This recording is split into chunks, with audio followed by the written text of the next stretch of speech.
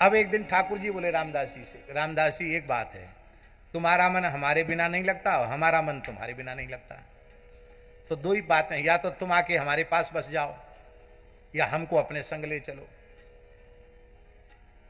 आप नहीं बस सकते हो। रामदास जी क्यों नहीं बसना चाहते थे द्वारिका? महाराज जी गरीब आदमी हैं, मन में सोचते यहाँ आएंगे तो ठाकुर जी पे भार पड़ेगा, यहाँ क्या करेंगे, वहाँ छोटी मोटी खेती है, खेती करके गौ सेवा करके अपना काम चला लेते हैं, आए गए कोई ना कोई संत आते हैं तो उनकी सेवा भी करने का सौभाग्य मिल जाता है। यहाँ कहाँ रहेंगे गरीब आदमी, कहाँ खरीदेंगे जमीन, क्या मकान बनाएंगे, एक नई वहाँ बनी बनाई ठाकुर जी की व्यवस्था है, यहाँ नई व्यवस्था कहाँ तक इकट्ठी करेंगे, इसलिए वो नहीं आते थे। तो बोले आप नहीं आ सकते तो हमको ले चलो। तो बोले आपको कैसे ले चलें? तो ठाकुर जी बोले हमारी चोरी करके ले चलो। बोलो भक्तवत्सल भगवान की जय। रामदास जी हंसने लगे, बोले महाराज बुढ़ापे में चोरी सिखा रहे हो उनको? भगवान बोले भाई चोर का संग करोगे तो चोरी सीखने को मिलेगी, हमारा तो बचपन से चोरी का अभ्यास है, माखन चोर, चित चोर, चीर चोर हैं, हम तो सब कुछ चुरा लेते हैं। और खीर चोर, यहाँ खीर चोरा है तो हम तो चोर चोरी करना सिखाएंगे आपको। पर देखो कोई बात नहीं है, तुम अगली बार आना एकादशी को तो बैलगाड़ी लेके आना, और बैलगाड़ी में हमको बिठा के ले चलना, और सब जिम्मेवारी हमारे ऊपर, तुम चिंता मत करना, हम फिर वहां रहेंगे। तो रामदास जी ने कहा कि प्रभु ये तो आपकी करुणा है कि आप रहेंगे, पर यहां आपको 13 बार भोग लगाया जाता है। कितनी बार? भेंट द्वारिका में 13 बार और द्वारिका में 11 बार भोग लगाया जाता है, तो 13 बार भोग लगता है आपको। और हमारे यहाँ तो कभी घी घना, कभी मुट्ठी चना, कभी वो भी मना।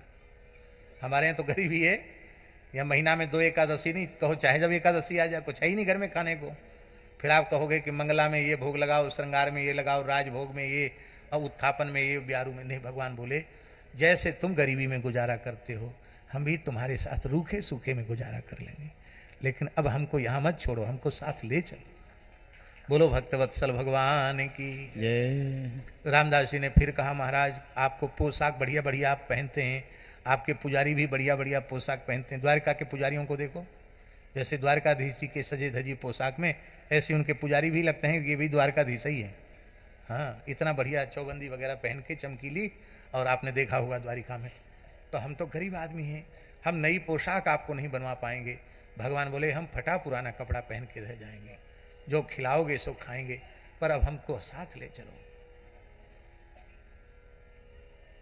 महाराज जी कैसा प्रेम है अपने भक्तों के प्रति। हाँ, रामदास जी बैलगाड़ी लेके आए। द्वारिका के लोगों ने देखा कि रामदास बुढ़ाना बैलगाड़ी लेके आए हैं, तो किसी को संदेह नहीं हुआ।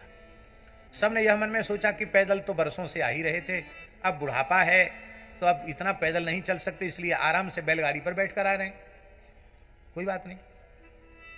गोमती सागर में स्नान किया, 10वीं को पहुंच गए, एकादशी को खूब आनंद से भजन किया, निर्जल व्रत करते ही थे आप। रात्रि को जैसे ही एकादशी जागरण के लिए बैठे, ठाकुर जी हड़बड़ी में, जल्दी जाएं पुजारी सहन करा के हमको जाना है जाना है। जैसे जाने वाला आदमी हड़बड़ी में रहता है ना, झोला वोला सजा लेता है, सामान रख लेता है, साधु लोग अचला लंगूटी सब ले लेते हैं। अब तो हम लोग सूटकेस वाले साधु हो गए, नहीं तो पुरानी कहावत है साधु चले कैसे कटहर फरे जैसे। बोलो वृंदावन बिहारी। यहाँ आसन लटका है, इधर कमंडल लटका है, इधर तूमा लटका हुआ है, साधु चले कैसे कटहर फरे जैसे। तो महात्मा अपने ढंग से तैयारी करते हैं। ठाकुर जी ने भी तो अपनी कुछ बढ़िया बढ़िया पोशाक रख ली, थैला में बांध करके, पोटली में बांध के, अब बढ़िया बढ़िया मुकुट आभूषण रख लिए। अब ताला तो बंद है, तो श्री ठाकुर जी ने पीछे की खिड़की तोड़ ली। आज भी द्वारकाधीश मंदिर, वही मंदिर है द्वारकाधीश जी का महाराज जी, उसमें पीछे का भाग आज भी है जहां से ठाकुर जी ने स्वयं खिड़की तोड़ी। खिड़की तोड़ के भगवान सब माल पानी लेके, पोशाक लेके, सोना आभूषण हीरे जवाहरात का सब लेके आए।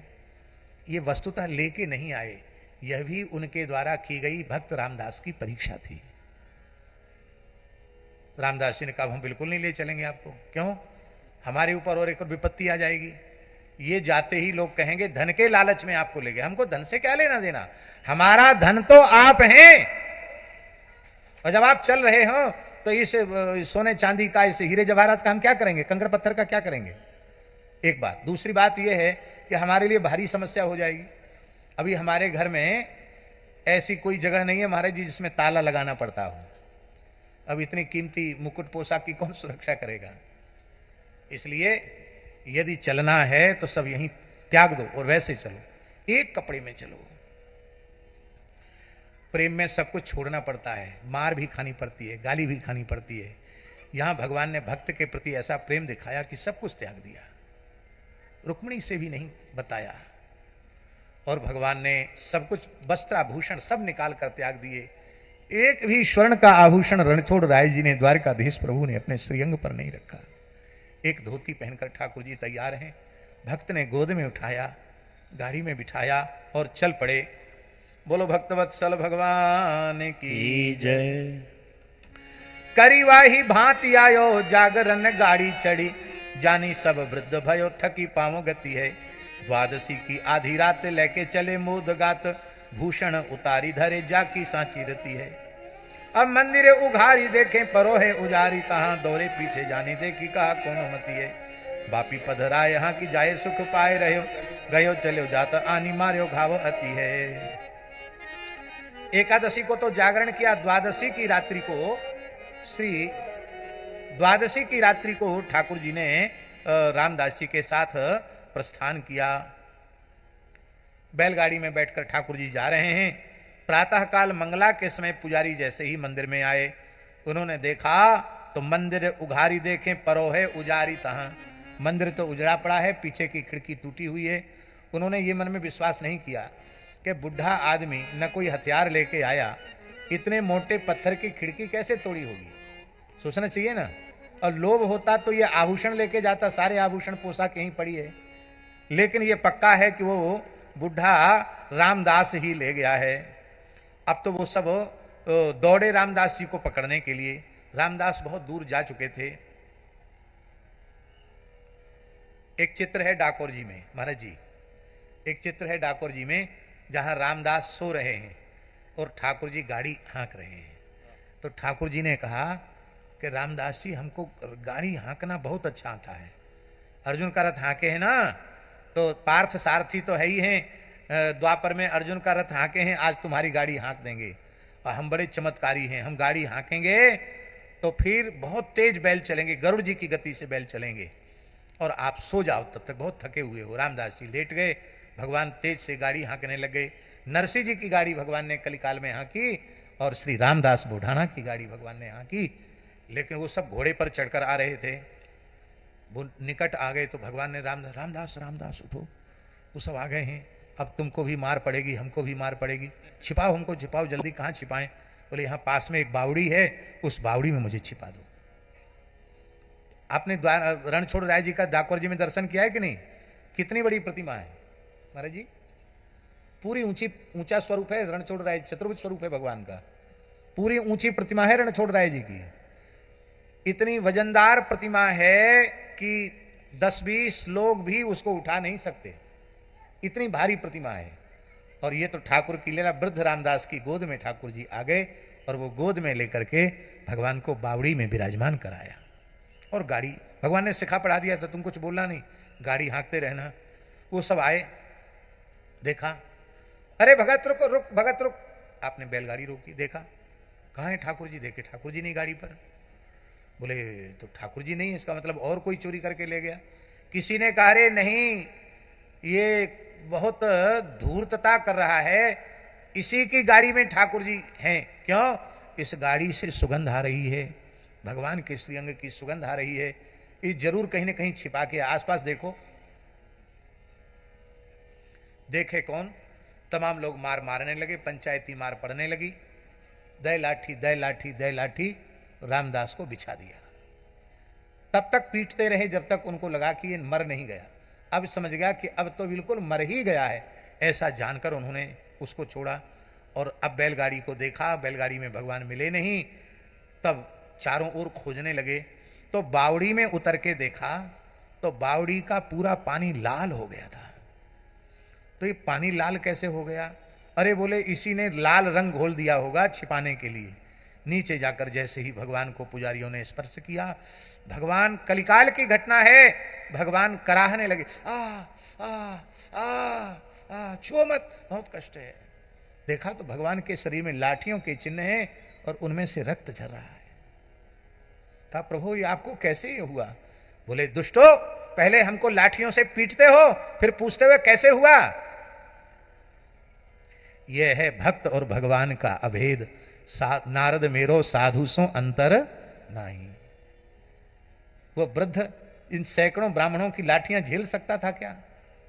रामदास के ऊपर तुमने लोगों ने जो लाठियां बरसाई, वो सब की सब मैंने अपनी पीठ पर झेली हैं। और रामदास हमको लेके नहीं आए, हम हठपूर्वक रामदास के साथ आए। वैसे तो हम चले जाते, अब हम बिल्कुल नहीं जाएंगे। तब सब रामदास जी के चरणों में पड़े। रामदास जी तो चेतना में आ गए। भगवान बैलगाड़ी में फिर से विराज गए और डाकोर तक गए। पीछे पीछे ब्राह्मण चल रहे हैं रोते हुए। रामदास जी को तो दया आ रही। रामदास जी बोले भगवान कोई बात नहीं, आप चले जाइए। नहीं नहीं नहीं नहीं, इनका तो मैं मुंह नहीं देखूंगा, बिल्कुल नहीं जा सकता इनके साथ। अब तो महाराज जी डाकोर जैसे ही पहुंच गए, देखे चहु दिस गाड़ी कहूं पैना पाए, हरि करी पछतावो कहे भक्त के लगाई है। बोली उठो एक यही और गयो हो तो जाए, देखें बाबरू को देखें बाबरी को लोहू लपटाई है। दास को जुडारी चोट ओट लई अंग में ही, नहीं मैं तो जाऊं विजय मूर्ति बताई है। भगवान ने कहा मैं अब तुम्हारे साथ कभी नहीं जा सकता। अंत में जब डाकोर पहुंच गए ठाकुर जी और ब्राह्मण रोने लगे, तो भगवान को भी थोड़ी करुणा आ गई। ब्राह्मण बोले महाराज हमारी रोजी रोटी तो आप ही हैं, आप ही चले जाओगे तो हम क्या करेंगे? तब भगवान ने क्या कहा, मेरे मेरी सम सोनो लेहु कही जन तौल देहु, मेरे कहाँ बोल्यो बारी तिया के जताई है। भगवान ने ब्राह्मणों से पुजारियों से कहा कि हमारे वजन के बराबर सोना ले जाओ और जाओ कोई दूसरा काम धंधा कर लो। अब वो बावड़ी से उठा के लाए थे, उनको पता था अरे कई क्विंटल वजन के हैं, बहुत भारी वजनदार हैं भगवान।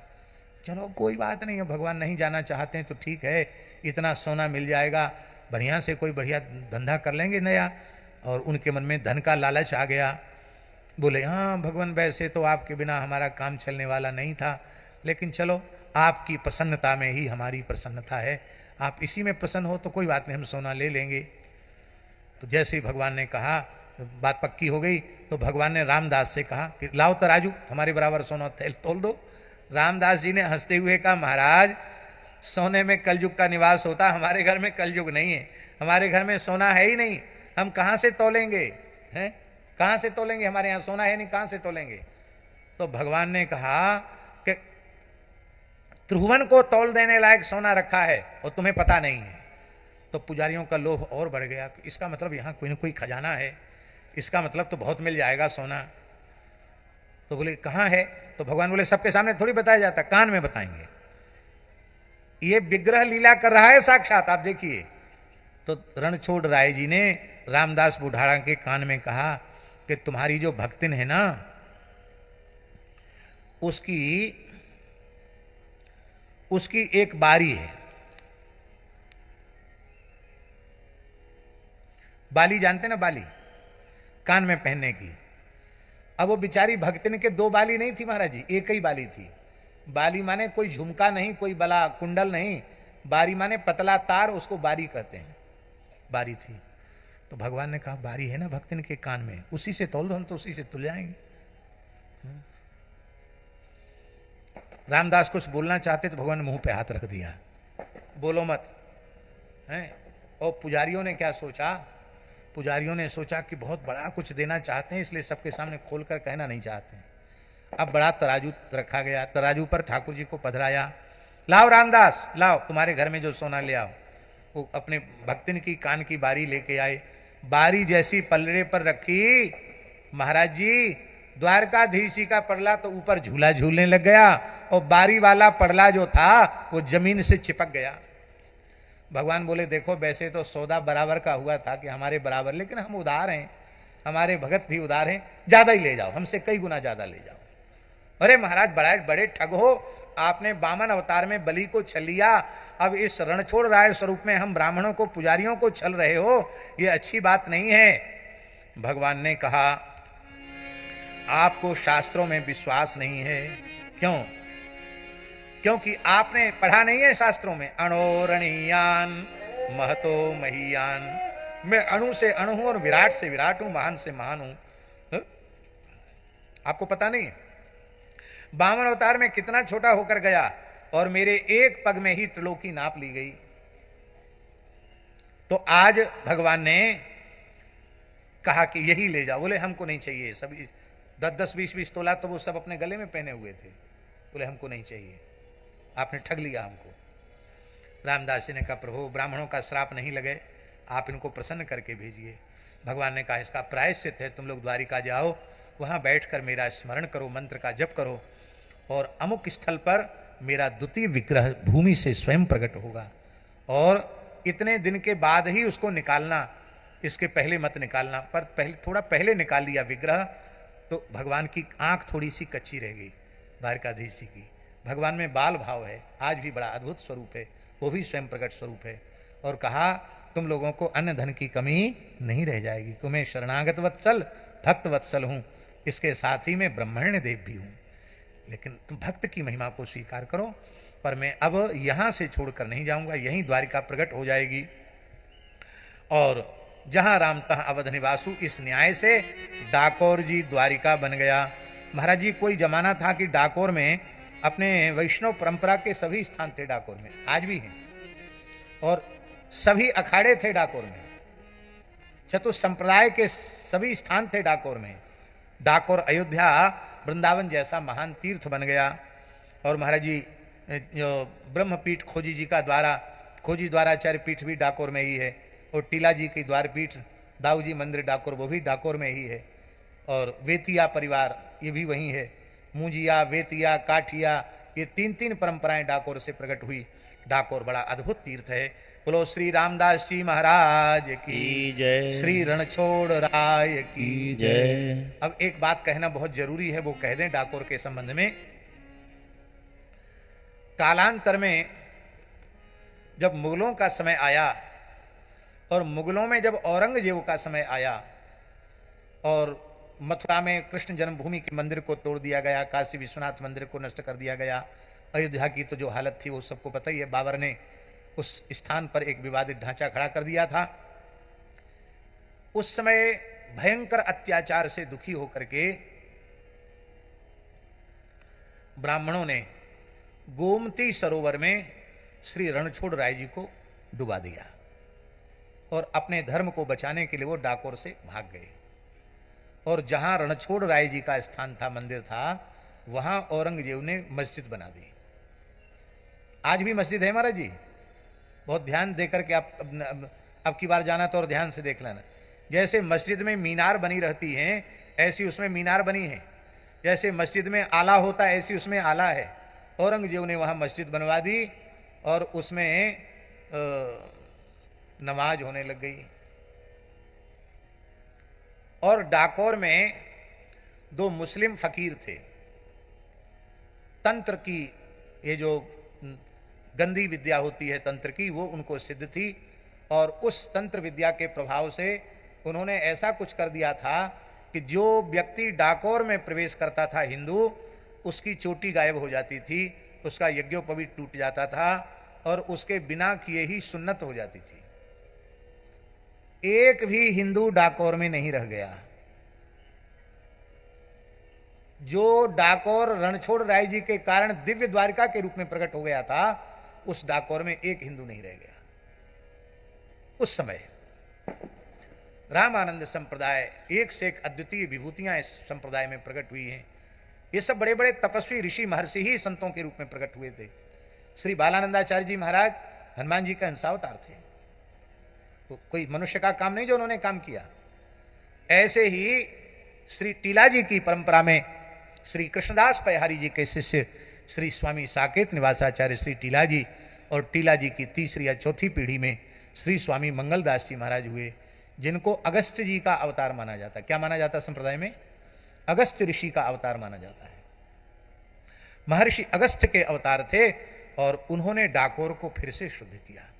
वे महाराज जी एक साधु दो साधु नहीं, 10,000 त्यागी तपस्वी साधुओं को लेकर के गए, डाकोर पर उन्होंने चढ़ाई की।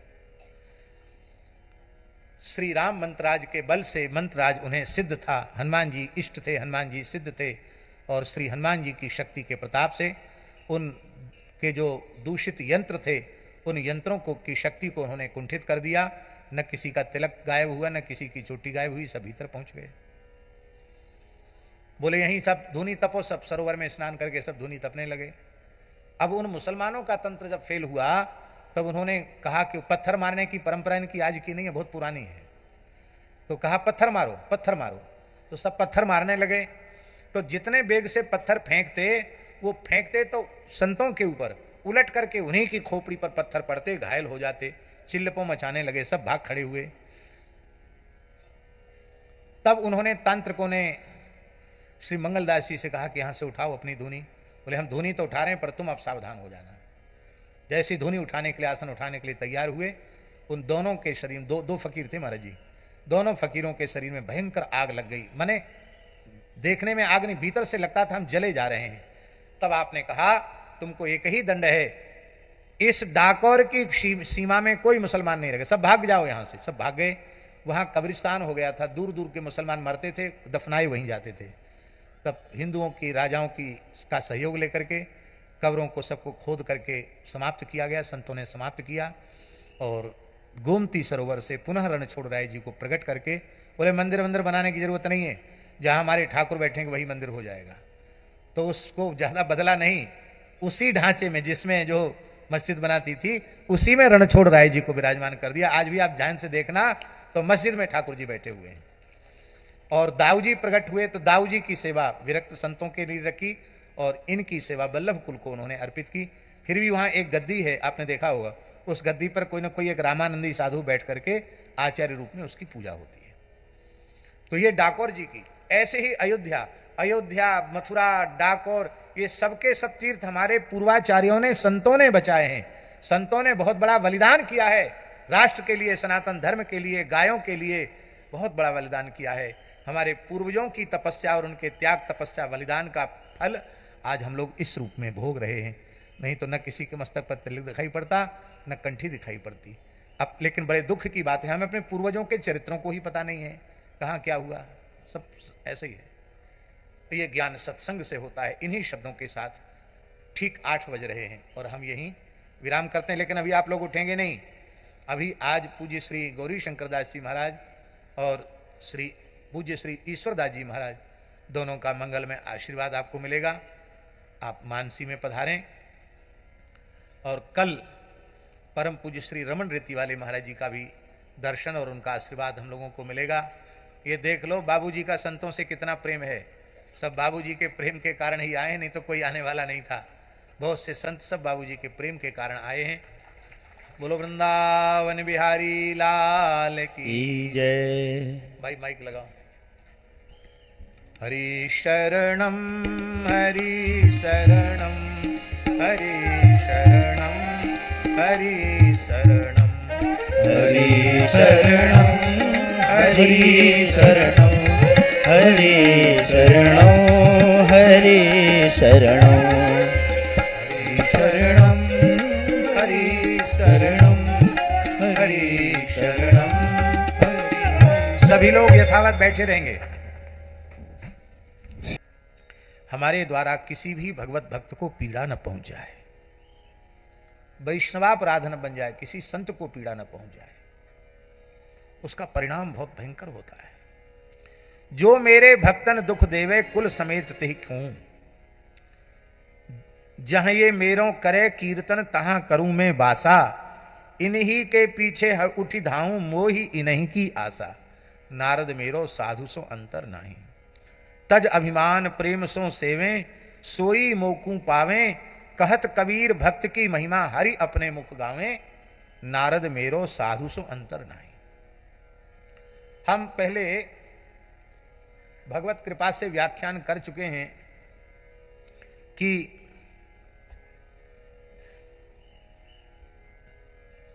यद्यपि साधु शब्द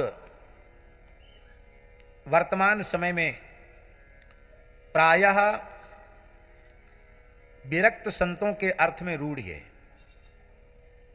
विरक्त संतों को साधु महात्मा कहा जाता है। हम ये नहीं कहते हैं कि विरक्त महात्माओं को साधु कहना अनुचित है, ये हम बिल्कुल नहीं बोल रहे हैं।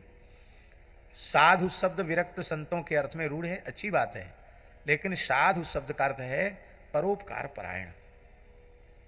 मन वाणी क्रिया से जो परोपकार करे उसी को साधु कहते हैं, उसी को संत कहते हैं। भक्ति साहित्य में संतों की वाणी में देखो, अब विभीषण जी कोई विरक्त बाबा जी तो नहीं है, लेकिन रघुनाथ जी क्या कह रहे हैं? तुम सारिखे संत प्रिय मोरे, धरम दे नहीं आननी हो। तुम्हारे जैसे संत हमको प्रिय। तो साधु, सज्जन, संत, भक्त, यह सब पर्यायवाची है। इसलिए साधु के लक्षण जिसमें है वो साधु है। संत वेश वाला, साधु वेश वाला तो साधु है ही। वेश भी संत का हो, साधु का हो, और गुण भी साधु के हैं, तब तो क्या कहना। कहते ना, सोने में सुहागा, सोने में सुगंध, ऐसा समझिए। इसलिए तितिक्षव कारुणिका सुहृद सर्वदेहिनाम अजात शत्रव शांत साधव साधव साधुभूषणा मयि अनन्येन भावेन भक्तिं कुर्वन्ति ये दृढ़ाम मत्कृते त्यक्त कर्माणः त्यक्त स्वजन बांधवा मदाश्रयाः कथाः मृष्टाः शृण्वन्ति कथयन्ति च तपन्ति विविधास्तापा नैतान् मद्गत चेतसः त एते साधवः साध्वी सर्वसंग विवर्जिताः संगस्ते स्वच्छते प्रार्थ्य संग दोष हराहिते। इस प्रकार के संतों के जो लक्षण हैं, इन लक्षणों से युक्त जो संत है उनके चरणों में प्रीति हो जाए तो जीवात्मा का जो कभी जीर्ण न होने वाला आसक्ति रूप बंधन है वो कट जाएगा और वह मरने के बाद मुक्त नहीं, जीते जी मुक्त हो जाएगा, संसार चक्र से छूट जाएगा। ठीक इसी प्रकार का भक्तनि संग भगवान नित्य ज्यों गऊ बच्च गोहन परे। भक्त भगवंत की परस्पर की कैसी विलक्षण प्रीति है, अभी आप सुन चुके हैं, नारद मेरे मेरो साधु सो अंतर नाही। तो जिन संतों की, गुरुजनों की कृपा से नाम में निष्ठा उत्पन्न हुई है, उन संतों का, गुरुजनों का अपराध नाम महाराज कैसे सहन करेंगे? मोहि अग्रदास भागवत बदत है, मोहि भजे पर जमपुर जय हैं। मेरा भजन करने के बाद भी उनको यमराज के यहां जाना पड़ेगा। इसलिए भगवत अपराध और भागवत अपराध से बचते हुए भजन करो, क्योंकि भगवान की सर्वाधिक प्रीति अपने भक्त के प्रति है। ऐसे ही एक भक्त हैं श्री रामदास जी महाराज। बोलो श्री रामदास जी महाराज की जय। ये रामदास जी का काल बहुत पुराना काल है। आप लोगों में से द्वारिकापुरी कौन कौन गए हैं? वाह, बहुत से लोग द्वारिका धाम का दर्शन करके आए। अब डाकोर कौन कौन गए हैं? डाकोर नहीं गए। कुछ कम लोग गए हैं डाकोर जी, पर डाकोर जी भी द्वारिकापुरी ही है।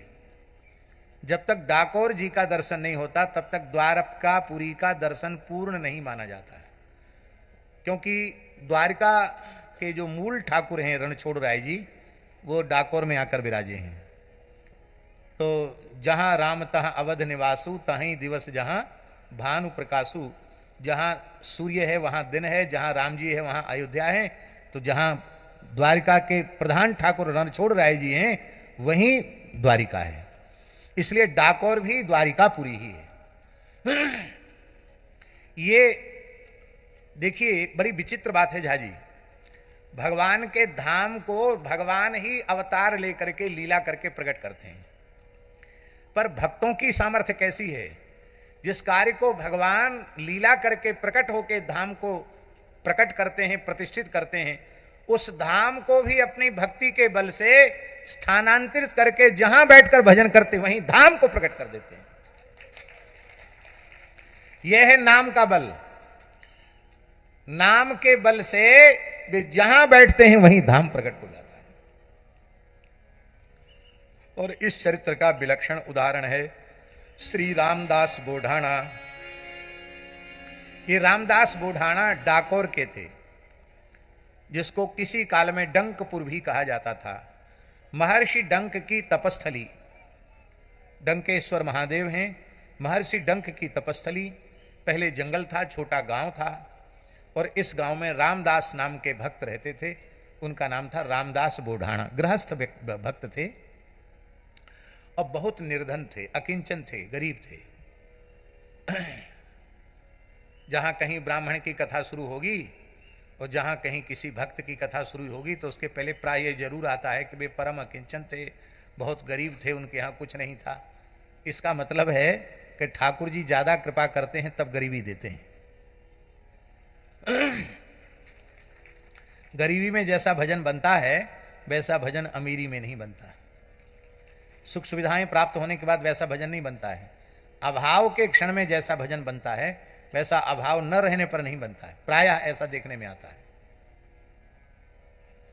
हमारे पूज्य महाराज जी पहाड़ी बाबा महाराज कहते थे, लड्डू कचौड़ी की मारने, गुलाब जामुन की मारने, भेड़ दक्षिणा कपड़ा लत्ता की मारने, सब भजन चौपट कर दिया। महाराज जी कहते थे महाराज वो जमाने थे जो स्थान में साधु गए, ठंड का समय है, यदि कुठारी ने एक टाट का बोरा बिछाने के लिए दे दिया तो बड़े कृतज्ञ होते थे कि भाई कुठारी जी बहुत अच्छे स्वभाव के हैं, कम से कम ठंड में एक बिछाने के लिए बोरा दे दिया। कपड़ा ही नहीं था महाराज जी, कोई ऐसा नहीं था कि देते नहीं हो कि गद्दा पड़े हैं सड़ रहे हो दे नहीं रहे, ऐसा नहीं था ही नहीं, जैसे तैसे गुजारा करते थे। और उस समय बहुत भजन होता था। ज्यों ज्यों अभाव की पूर्ति होती चली गई, सुख सुविधा बढ़ती चली गई, तैसे तैसे तैसे तैसे हम लोग अनंत जन्मों से विषयों का लवल्य तो चित्त में बना हुआ है, बस उसी के आदी हो गए, फिर बस गया। गुरुजनों के द्वारा प्रदत्त नियम भी कई बार हम लोग पूरा नहीं कर पाते हैं, इसमें अपना ही प्रमाद है। इसलिए मलुकदास जी की वाणी में एक पद है, बाबा मन का है सिर तले। पूरा पद नहीं गाएंगे, समय नहीं है। वहां उसमें पद में अंत में है, कह मलू का जहां गरीबी बेई सबसे भले।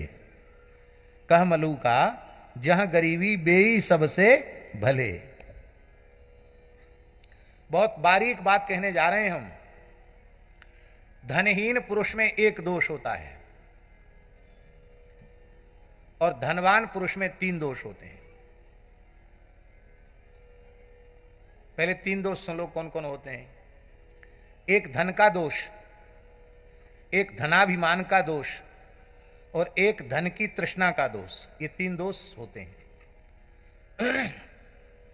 धन के संबंध में 11वें स्कंध में लिखा है, एते पंचदशा नरथाः। 15 प्रकार के अनर्थ इस धन में, 15 प्रकार के दोष हैं धन में। तो धन आते ही 15 दोष बिना बुलाए आ जाते हैं, धन के साथ ही आ जाते हैं, 15 दोष आ जाते हैं।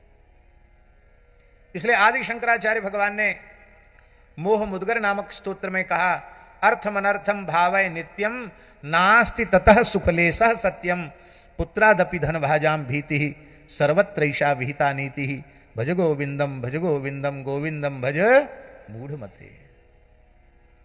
रोज सवेरे उठकर सबसे पहले यही विचार करो कि जिसे हमने अर्थ समझ रखा है सारे अनर्थों की जड़ वही है।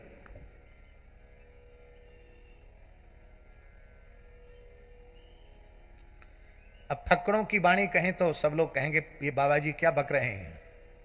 हाँ, परम वैराग्यवान फक्कड़ संत श्री स्वामी भगवत ऋषिदेव जी महाराज, हमारे वृंदावन के स्वामी जी की परंपरा के एक महान रसिकाचार्य। जगत में पैसन ही की माड़, पैसन बिना गुरु को चेला, खसम ही छाड़े राण, जगत में पैसन ही की माड़। पैसा पापी साधु को परस लगावे पाप, परस लगावे पाप ज्ञान वैराग्य बिगाड़े। काम क्रोध मद लोभ मोह मत्सर श्रृंगारे, सब द्रोहिन ते बड़ो संत द्रोही नहीं ऐसा, भगवत रसिक अनन्य भूल जनि परसो पैसा। अर्थम अनर्थम भावै नित्यम, नित्य ही विचार करो, अर्थ ही अनर्थ की जड़ है। बोले बिना धन के सुख कैसे होगा? यदि धन से सुख होता तो धनी मानी लोग जैसे कोई भी चीज बड़ी मात्रा में थोक खरीद लेते हैं, फिर गोदाम कर लेते हैं, गोदाम में भर लेते हैं, और फिर जब बाजार में वो चीज नहीं रह जाती है तो खूब महंगे दामों में उसको बेचते हैं। ऐसे ही यदि धनी मानी लोगों की सामर्थ्य होती तो सारे सुख को थोक में खरीद लेते, गोदाम में बंद कर देते, और सुख का भी व्यापार चलने लग जाता कि भाई इतने पैसे में सुख मिलेगा, ले लो। लेकिन जो जिसके पास जितना ज्यादा है वो उतना ज्यादा दुखी है। इन बड़े बड़े अमीरों से पूछो ये भीतर से कितने दुखी हैं।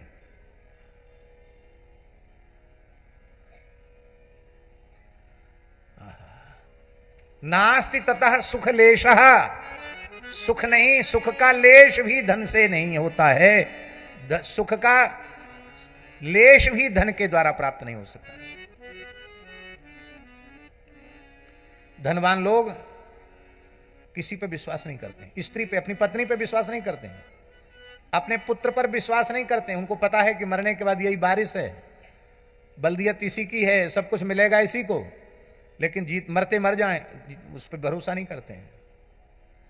अब कई बार तो लोभी के प्रिय दाम वो यहां तक कह देते हैं भले ही बेटा एक ही है पर हमें बेटा प्यारा नहीं है, धन प्यारा है। अरे सुख की क्या चले, सुख का लेश भी धन के द्वारा प्राप्त हो जाए ये संभव नहीं है। धनवानी पुरुषों को, धनी मानी पुरुषों को अपनी पत्नी और अपने पुत्रों से भी भय होता है, तो भला वे निर्भय कहां से रहे? जब निर्भय ही नहीं है तो सुखी कैसे हो सकते हैं? तो एक धन का दोष, धन के साथ 15 दोष आ गए। दूसरा धनाभिमान का दोष।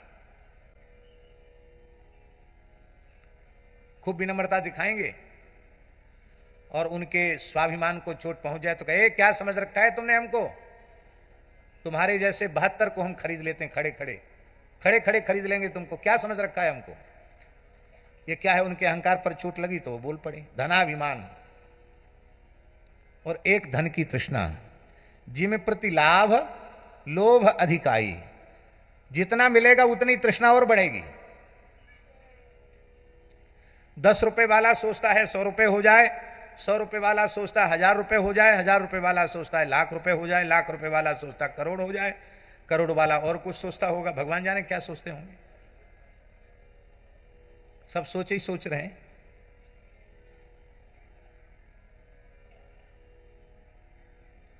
धन की तृष्णा का दोष। तृष्णा न जीर्णा भयमेव जीर्णा, तृष्णा बूढ़ी हुई नहीं, तृष्णा जवान होती चली गई और शरीर बूढ़ा होता चला गया। अब महाराज जी जो धनहीन व्यक्ति है उसमें 2 दोष नहीं है।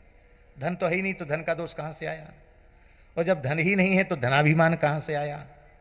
एक दोष उसमें है, उसकी भी इच्छा होती है कि मेरे 2 पैसा मिल जाए, मैं भी इतने दिन हो गया किराए से रह के कम से कम 10 20 50 गज जगह खरीद के हम भी एक कमरा तो बना लें कम से कम।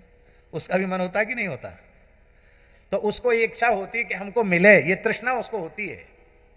आशा तृष्णा से परेशान रहता है। वचन है, नारद जी कहते हैं कि यद्यपि समदर्शी महात्माओं की कृपा सब प्राणियों के ऊपर सत्संग के माध्यम से समान रूप से बरसती है, किंतु नारद जी कह रहे हैं दरिद्र सेव युज्यन्ते साधव समदर्शिना, समदर्शी साधुओं की कृपा धनहीन व्यक्ति में ही फलित दिखाई पड़ती है। आपको बुरा लगे तो लग जाए, हमें इसकी कोई परवाह नहीं है। लेकिन हम देखते हैं अत्यंत गांव के गरीब निर्धन लोग भगवान की शरणागति लेते हैं, वैष्णव संस्कार ग्रहण करते हैं, तो जीवन पर्यंत निष्ठापूर्वक पालन करते हैं। और बड़े अधिकारी, ऑफिसर, सेठ, साहूकार, अमीर कंठी तो ले लेते हैं, कितनों के गले में कंठी नहीं है, मस्तक पर तिलक नहीं है। जब कंठी तिलक इतने ही चिन्ह धारण नहीं कर सकते तो मंत्र का जब तो कोसों दूर चला गया। कान खोलकर सुन लो, वैष्णवी संस्कार ग्रहण करने के बाद किसी विशेष अपरिहार्य परिस्थिति में पड़ करके यदि 3 दिन से ज्यादा आपने अपना नित्य नियम छोड़ दिया तो वह इष्ट के प्रति, मंत्र के प्रति, गुरु के प्रति अपराधी हो जाता है और पुनः संस्कार मरहति, उसका पुनः संस्कार होना चाहिए। इसलिए वैष्णव मंत्र में सूतक नहीं लगता और वैदिक कर्मों में विराम लग जाएगा जातक सूतक मृतक सूतक के समय, पर वैष्णव मंत्र में सूतक का स्पर्श नहीं होता। इसलिए राम मंत्र, कृष्ण मंत्र, नारायण मंत्र जो भी आपको परंपरा से मिला हो वह मंत्र सूतक के समय भी जपिए। कोई ये लिख करके नहीं दे सकता है कि सूतक के समय नहीं मरोगे। सूतक में मौत आ गई तब क्या करोगे? जातक सूतक मृतक सूतक में मर गए तब क्या करोगे? मंत्र का जप नित्य अपने इष्ट से संबंध है, श्रद्धा पूर्वक मंत्र का जप। हम देखते हैं गरीबों को सत्संग का लाभ ज्यादा होता है। महाराज जी हम आपको क्या कहें, कई वर्ष हो गए वहां गए नहीं, कभी फिर से जाने की इच्छा है। हरदा जिले में, मध्य प्रदेश के हरदा जिले में एकदम घनघोर जंगल में एक गांव है उसकल्ली।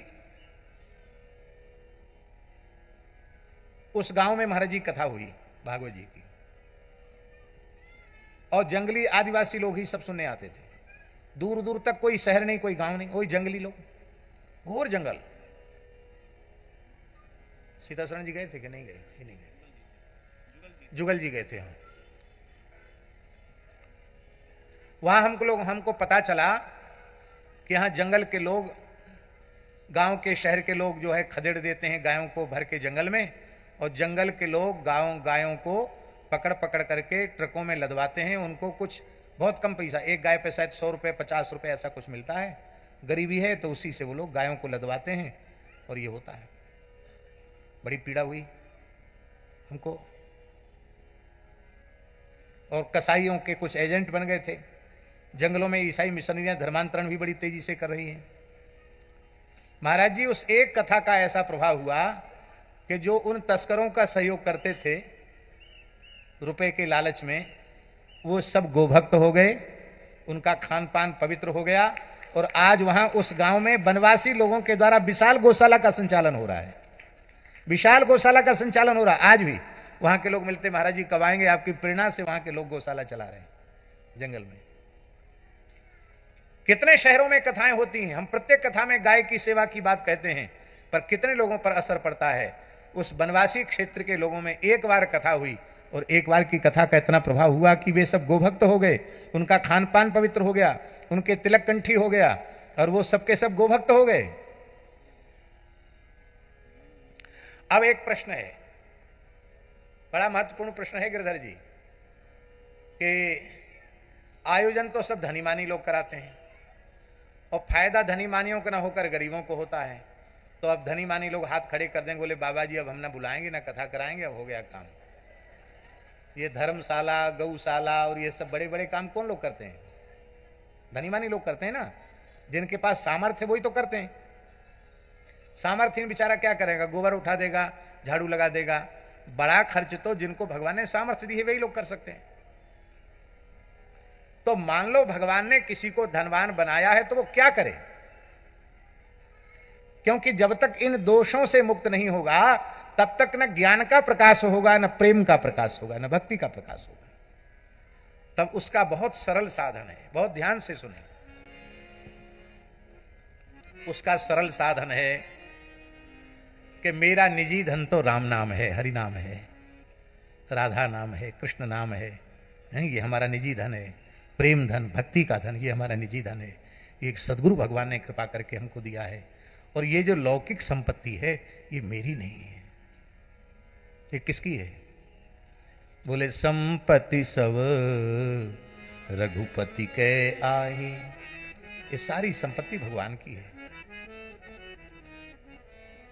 जब मेरी होगी महाराज जी, जब मेरी होगी तब ना दोष आएंगे। अच्छा भगवान की है तो दोष क्यों आएगा? धन की संपत्ति के अधिष्ठात्री भगवती महालक्ष्मी है। और महालक्ष्मी किसकी है? भगवान की है कि नहीं? तो सारी संपत्ति भगवान की है। बस ये स्वीकार कर लो तो धन का कोई दोष, तुम्हारे धनवान होने पर भी धन का कोई दोष तुम्हें छू नहीं सकेगा। ये सब भगवान का है, ये स्वीकार कर लो। और निश्चित भगवान का है, इसमें संदेह नहीं है।